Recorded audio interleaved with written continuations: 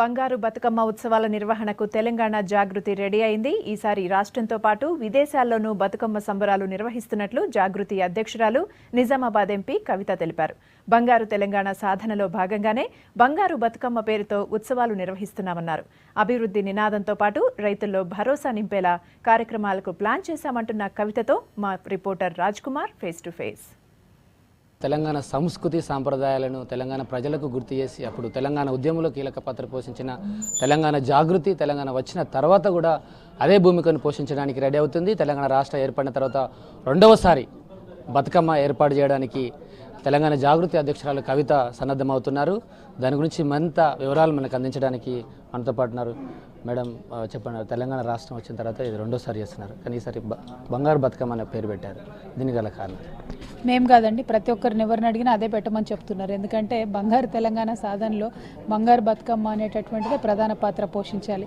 బతుకమ్మ అంటే మహిళలు లేనటువంటి సమాజాన్ని ఊహించలేము. మహిళల పాత్ర లేనటువంటి సమాజ అభివృద్ధిని మనము ఉంటుందని కూడా అనుకోలేము. సో తెలంగాణ అభివృద్ధిలో కూడా మహిళల పాత్ర ఉండాలి, యువకుల పాత్ర ఉండాలనేటటువంటి ఉద్దేశంతోనే బంగారు బతుకమ్మని పెట్టడం జరిగింది. అంటే ఈసారి విదేశాల్లో అక్కడక్కడ మీరు శాఖలు వేశారు, కమిటీలు కూడా ప్రకటించారు. ఎక్కడెక్కడ చేస్తున్నారు, మీరు ఎక్కడెక్కడ అటెండ్ అవుతున్నారు? నేను ఓన్లీ ఈసారి వాషింగ్టన్ డీసీలో యూఎస్ఏలో అటెండ్ అవుతున్నాండి. ఆ తర్వాత మన తెలంగాణ వ్యాప్తంగా 12వ తారీఖు వరంగల్లో మొదలు పెడితే, నర్సంపేటలో మొదలు పెడితే 20వ తారీఖు ట్యాంక్ బండ్ వరకు చాలా చోట్లకు వెళ్తున్నాం. కాకపోతే ఈసారి ప్రత్యేకత ఏంటంటే మహారాష్ట్రలో వేసిన శాఖ చాలా అద్భుతంగా ఉంది. వాళ్ళు ముంబైలో చాలా పెద్ద ఎత్తున కార్యక్రమాన్ని అక్టోబర్ 18 రోజు నిర్వహించబోతా ఉన్నారు. సో దానికి కూడా నేను అటెండ్ అవుతున్నాను. అంటే తెలంగాణ రాకముందు కూడా మీరు బతుకమ్మ నిర్వహించారు. తెలంగాణ వచ్చిన తర్వాత అంటే ఏ స్లోగన్తో వెళ్తారు? అప్పుడంటే సమైక్య పాలన, మన సంస్కృతి సంప్రదాయాలు వాళ్ళు నిర్లక్ష్యం చేశారనే స్లోగన్తో వెళ్ళారు. ఈసారి ఎలా?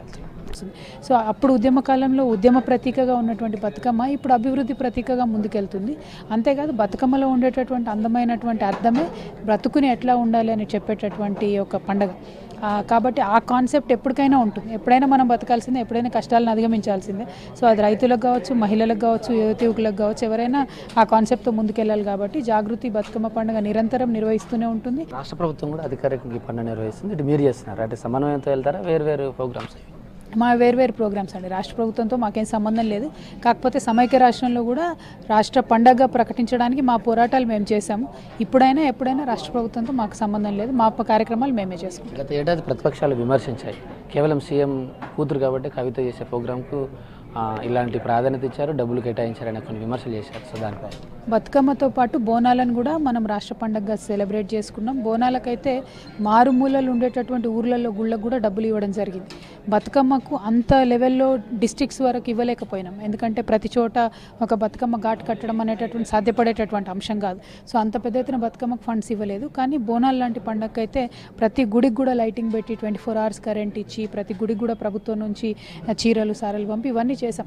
అంటే అల్టిమేట్గా పండగలలో కూడా కంపారిజన్ చేసి దీంట్లో కూడా గుడ్డు మీద వెంటకలు బీకేటటువంటి కార్యక్రమాలు ప్రతిపక్షాలు చేస్తే నవ్వుకోవడం తప్ప చేయగలిగేది ఏం లేదు. సో తెలంగాణ రాకముందు ఆత్మహత్యలు చేసుకోవద్దనే నినాదంతో కూడా మీరు వెళ్ళారు. ఈసారి మళ్ళీ అదే ఆత్మహత్యలు జరుగుతాయి, కానీ రైతులు ఆత్మహత్యలు చేసుకున్నారు వారి యొక్క బ్రతకడానికి కోసం. దీని మీద మీరు అంటే ఒక్కటండి, రైతుల ఆత్మహత్యలకు కంప్లీట్గా తెలంగాణ బిడ్డలు కారణం కాదు. మనల్ని ఎప్పటి నుంచో వెనుకకు పడేసిండ్రు రాష్ట్రాన్ని. వెనుక రాష్ట్రం కాదు మనది. ఇవాళ వాటి కోసం మనం ప్రణాళికలు సిద్ధం చేసుకున్నాం, కానీ టైం పడుతుంది. సో అంత లోపల రైతులు పాపం వాళ్ళు నష్టపోయి దాన్ని తీర్చుకోలేక ఆత్మహత్యలు చేసుకున్నారు.